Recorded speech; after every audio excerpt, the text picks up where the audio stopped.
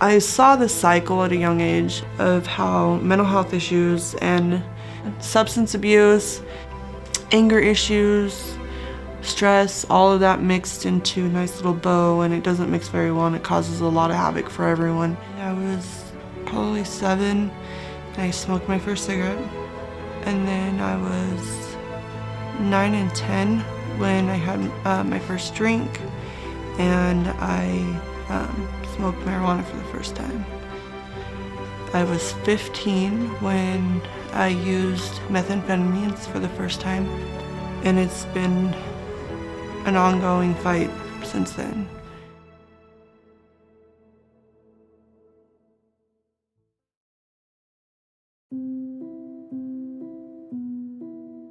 I think at a young age I learned that how to fit in. Drug use, alcohol, domestic violence, dysfunction to the max was what I was fed growing up, because my mom was constantly trying to keep my stepdad okay, that, you know, the house clean, food on the table, but then you can only hold that together for so long until something slips. Well, her slip would be alcohol. She would get drunk, which led to him slipping backwards, and then the abuse started, and it was this cycle that I witnessed. I didn't want to, but I hated my parents for it. I definitely grew up too fast. When I was 14, my mom broke from the, trying to keep everything together, and she left. She kind of tried keeping us, but it was too much, she was running. I mean, there's no doubt about that. She was running, and we were a reminder of what she was running from. So she sent us back to my stepdad. His abuse continued. I went and got my first sack of dope from my mom. Gave her the money and everything.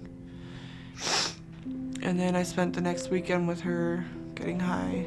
I saw what the life looked like for a minute, and I was willing to grow up as fast as I had to be able to get back into it. And I spent the next year and a half or so running around like an adult, the drug scene. I went into foster care when I was 16, and I aged out. I went to a girls' home and I aged out, and so I was 18, so I aged out of foster care. I've been homeless, in and out of family homes or shelters. Being homeless is humiliating, begging people for money, panhandling, at first at least, and after you do it for so long, I guess you don't care anymore, or you pretend not to care, because especially if you're just using the money for your addiction, it feeds you, It gets you a hotel room. I remember the nights that we would get hotel rooms from, the money we were able to panhandle for. I would take my belongings and start decorating the room, because ultimately, you just want a home. But when you do have a home, you don't know how to keep it. My husband and our relationship was so torn from the drugs that when we would cuddle up to keep warm, it made me feel like we were happy again. Then we had our first son, Dakota, in 2010. We had our first daughter in 2011, and then our next daughter in 2013. So juggling 3 children with that kind of mindset just got to be way too much. So my children went to go live with my mother and father-in-law. That was almost 6 years ago. My youngest daughter's 6, and I had my tube side. My addiction moved from smoking to IV. I was definitely trying to destroy my life, what was left of it, and I found a heaven on earth through the drug with IV, and So I wanted to be there forever. So as much as I could, I used. When you're getting high and you're homeless, paranoia kicks in and you can't trust anyone. And so you just, get some sleeping bags and sleep on the corner that you're panhandling on. And it just became normal. Sleeping in a porta potty.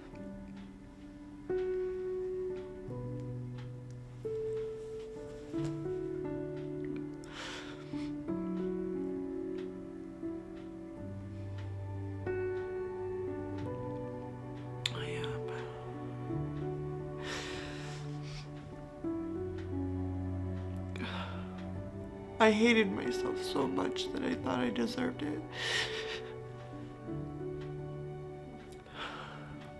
I didn't know how to get my life together, but I hated myself for not knowing, for not being better. So I put a smile on my face and I walked in and I slept there. I got high there. One day I woke up and I saw it for what it was. There was no veil, no filter, no hiding it.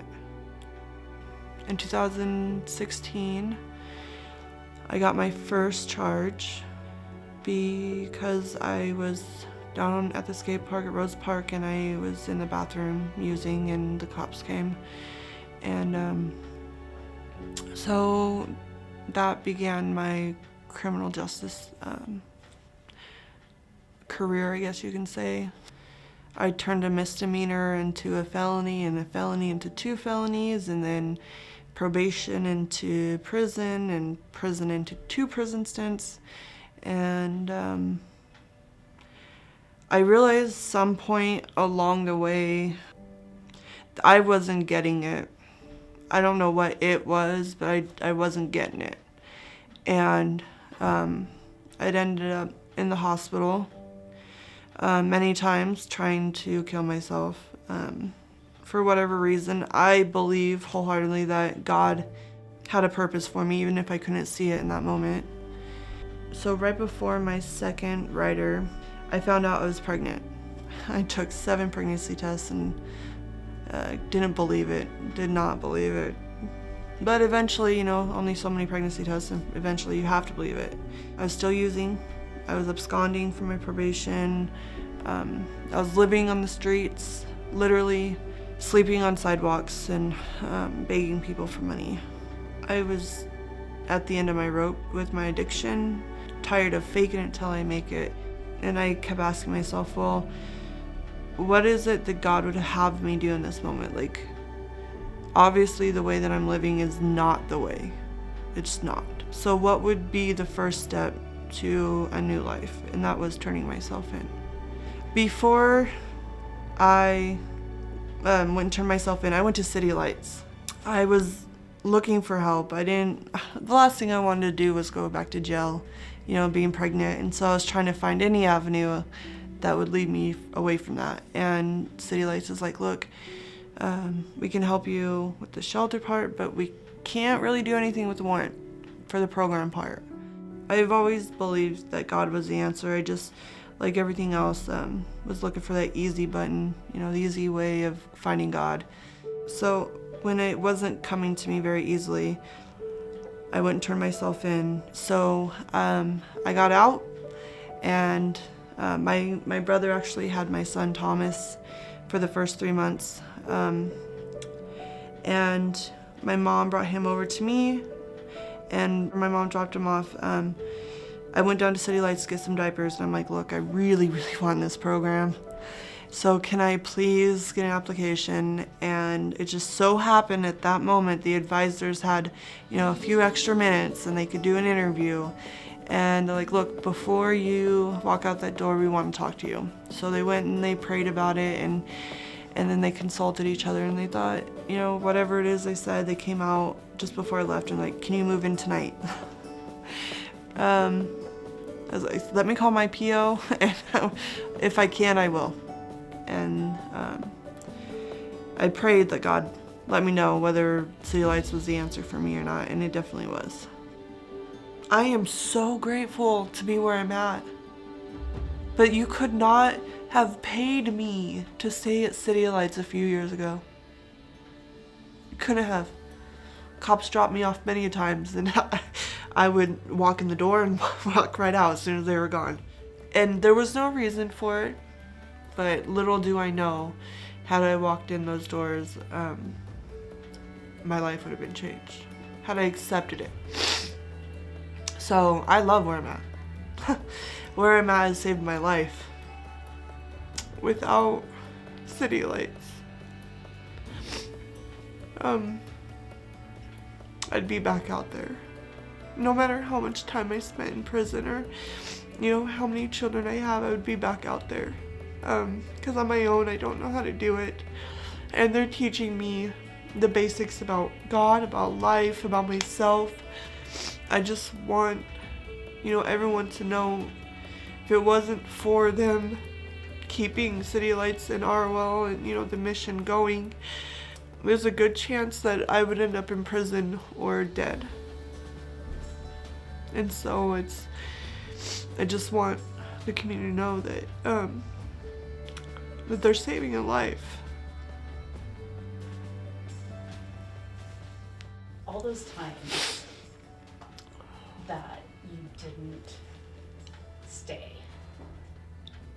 what do you know now was on the other side? Jesus. God, sobriety, family, love.